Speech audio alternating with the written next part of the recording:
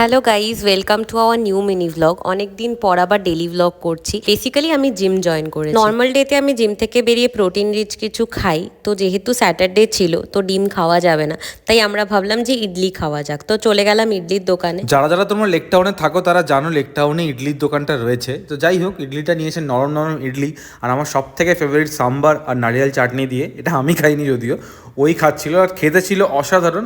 তোমরা চাইলেও ট্রাই করতে পারো, মিলন সংঘ ক্লাবের সামনেই ইডলির দোকানগুলো রয়েছে। এত ভালো ব্রেকফাস্ট করার পর মনটা আরো খুশি হয়ে গেল যখন দেখলাম মিন্ত্রা থেকে আমার দুটো অর্ডার করা পার্সেল চলে এসেছে। তোমরা যদি এটা পারচেস করতে চাও তাহলে কমেন্টে লিঙ্ক বলে লিখে দিও, আমি এই লিঙ্কটা শেয়ার করে দেবো।